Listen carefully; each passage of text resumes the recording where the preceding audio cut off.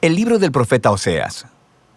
Oseas vivió en el reino del norte en Israel, al que a veces llaman Efraín o Jacob, alrededor de unos 200 años después de que el reino del sur se hubiera separado de Judá. Recuerda la historia del libro de Primera de Reyes. Oseas fue llamado a hablar a nombre de Dios durante el reinado de uno de los peores reyes de Israel, Jeroboam II. La nación estaba cayendo en el caos y en el año 722 el grande y terrible imperio asirio arrasó y destruyó a Israel. De nuevo, mira la historia de Segunda de Reyes. Y Oseas había visto venir todo esto. El libro es una colección de aproximadamente 25 años de predicaciones y escritos, y casi todo es poesía. Y esta colección ha sido diseñada para contener 3 secciones principales. Profundicemos y verás cómo funciona. La sección inicial cuenta la historia del matrimonio destrozado de Oseas con una mujer llamada Gomer, quien comete adulterio. Ahora, no es completamente claro si Gomer se acostaba con otros hombres antes o solo después de que se casaron, pero ellos tuvieron 3 hijos y luego las cosas se desmoronaron. El punto importante es que Dios le dice a Oseas que a pesar de la infidelidad de Gomer, él debe ir a buscarla, pagar sus deudas a sus amantes y comprometerse en su amor y fidelidad hacia ella una vez más. Y luego, Dios dice que todo esto, el matrimonio roto y luego restaurado, y los hijos, son símbolos proféticos que cuentan la historia de la relación de Dios con Israel. Dios ha sido como un marido fiel a Israel. Él los rescató de la esclavitud, los llevó al monte Sinaí, donde entró en un pacto con ellos. Les pidió ser fieles únicamente a Él. Pero luego, Él llevó a Israel a la tierra prometida, y ellos tomaron toda la abundancia que Él les dio y la dedicaron a la adoración al dios cananeo Baal. Así que Dios tiene una razón legítima. Él podría terminar el pacto y divorciarse de Israel, y Él considera el hacerlo. Pero en lugar de ello, Él les dice que va a buscar a Israel de nuevo y que renovará su pacto con ellos, y les explica por qué. Es solamente por su propio amor, compasión y fidelidad. Después, Oseas describe lo que todo esto significa. Él dice que las consecuencias por la rebelión de Israel serán la derrota inminente por las otras naciones y el exilio, pero que hay esperanza de una restauración futura. Un día, Israel se arrepentirá otra vez y regresará a adorar a su Dios. Y dice Oseas, Él pondrá sobre ellos un nuevo rey mesiánico del linaje de David, quien les traerá la bendición de Dios. Y así, esta sección introductoria nos presenta todas las ideas principales del libro. Israel se ha rebelado y Dios traerá severas consecuencias, pero el amor del pacto de Dios y su misericordia son más poderosos que el pecado de Israel. Así que en las secciones restantes del libro, la poesía de Oseas desarrolla estos temas con mayor profundidad.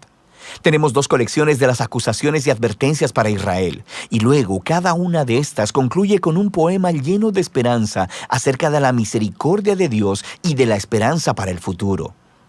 De manera que en los capítulos del 4 al 10, Oseas explora las causas y los efectos de la infidelidad de Israel. Él dice una y otra vez que a Israel le falta conocimiento o entendimiento de Dios. La palabra hebrea conocer, que es yadá, es más que solo una actividad intelectual. Describe conocimiento personal y relacional. Es la diferencia entre simplemente conocer algo acerca de alguien y conocer a ese alguien realmente. Y Dios quiere que Israel lo conozca así, en una relación. Quiere que experimenten su amor por ellos y que éste se convierta en la clase de conocimiento que transforme sus corazones y sus vidas para que lo amen como respuesta. Y esta es la razón por la que Oseas está exponiendo constantemente la hipocresía de la adoración de Israel. Él les muestra constantemente cómo están rompiendo los 10 mandamientos y cómo están permitiendo graves injusticias en sus comunidades. Y luego van a sus templos sagrados y ofrecen sacrificios a Dios como si todo estuviera bien, pero no está bien. Y no solo por su hipocresía, sino porque también están adorando a todos estos otros dioses. Muchas veces Él menciona sus altares a Baal en las ciudades de Betel y Gilgal. Y ellos no solamente han entregado su lealtad a otros dioses, también Oseas acusa repetidamente a Israel de confiar en sus alianzas políticas con Egipto y Asiria. En lugar de confiar en que Dios los protegerá, ellos quieren hacerse similares a esas otras naciones y confiar solamente en el poder militar. Y Dios dice que todo se les vendrá abajo, porque dentro de muy poco tiempo, Asiria los traicionará y vendrá a desolar sus tierras. Y en esta otra sección de advertencia, Oseas da una lección de historia sobre el antiguo Israel para mostrar cómo esta familia ha sido infiel desde el principio. Él alude a la traición y a las mentiras del patriarca Jacob. Recuerda a Génesis 27 y 28. Él alude a la rebelión de Israel en el desierto. Recuerda el libro de Números. Él alude al nombramiento del corrupto rey Saúl, quien llevó al pueblo al pecado y al desastre. Recuerda las historias en Primera de Samuel. Y todo esto es la manera de Oseas decir que algunas cosas en esta familia nunca cambian. Así que, ¿qué esperanza tiene Oseas? Bueno, sabemos por el capítulo 3 que Dios hará algo para salvar y restaurar a su pueblo, y eso es lo que exploran estos dos capítulos finales. El capítulo 11 es hermoso. El poema muestra a Dios como un padre amoroso que crió a su hijo Israel y luego compartió todo con él. Pero el hijo creció y se rebeló contra el padre, aprovechándose de su generosidad. Entonces, en este poema, Dios está emocionalmente destrozado. En un momento está enojado y naturalmente dice que traerá severas consecuencias, pero al siguiente está quebrantado de corazón. Y luego, él dice que es movido por su misericordia y compasión y que él perdonará al hijo que ama. Él dice, ¿cómo te abandonaré, Efraín? Mi corazón se conmueve dentro de mí, se enciende toda mi compasión. Y así, aunque Dios permitió que Israel fuera conquistado por Asiria y enfrentara las consecuencias, esa no es la última palabra de Dios. Todavía hay esperanza, y de eso se trata el último capítulo. Oseas llama a Israel a arrepentirse y a volverse a su Dios, pero él sabe que no durará porque nunca lo ha hecho antes. Y Dios dice que un día Él sanará su apostasía y les amará generosamente. Dios continúa describiendo a este nuevo y restaurado Israel como un árbol frondoso que tendrá raíces profundas y amplias ramas, y le ofrecerá sombra y fruto a todas las naciones. Es una imagen de la promesa de Dios a Abraham, de cómo Israel se convertirá en una bendición a las naciones. Y Dios está diciendo, si todo esto va a suceder, se requerirá de un acto de la gracia y del poder sanador de Dios para reparar el profundo quebrantamiento y el egoísmo pecaminoso del corazón humano, para que el pueblo de Dios pueda recibir su amor y amarlo de vuelta.